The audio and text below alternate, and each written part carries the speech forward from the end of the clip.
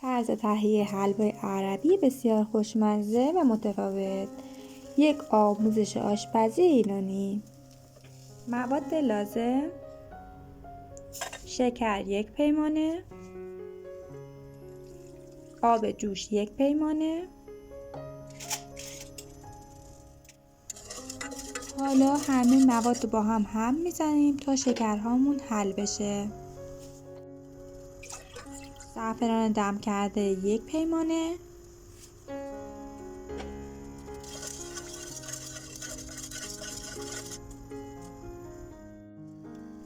گلاب نصف پیمانه. اجازه میدیم که سرد بشه. آرد سفید 1 پیمانه. آردمون رو از علک عبور میدیم تا کاملا ناخالصیاش جدا بشه. حالا 10 دقیقه آردمون رو هم میزنیم تا زمانی که آردمون تغییر رنگ بده. زمانی که آردمون تغییر رنگ داد، نشاسته ذرت به اندازه 1 پیمانه از علک عبور میدیم و نشاستمون رو علک میکنیم. به مدت 5 دقیقه هم میزنیم و سپس حرارتمون رو خاموش میکنیم. شیر خشک قنادی هم 1 پیمانه. همه مواد رو هم مخلوط میکنیم.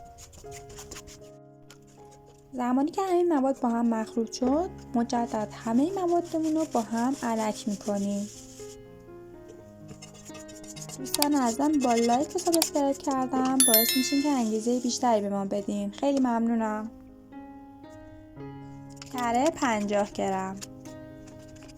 کره‌مون رو به مخلوطمون اضافه میکنیم و روغن جامد 1 پیمانه. حالا همه آردها رو با کره و روغن جامد مخلوط میکنیم و حسابی تفتشون میدیم.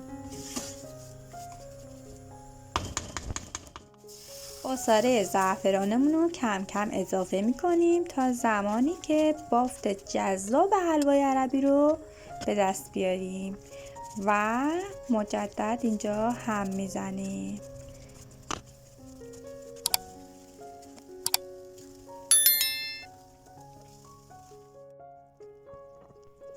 خمینمون رو داخل ظرفمون میریزیم و سطحش رو صاف میکنیم.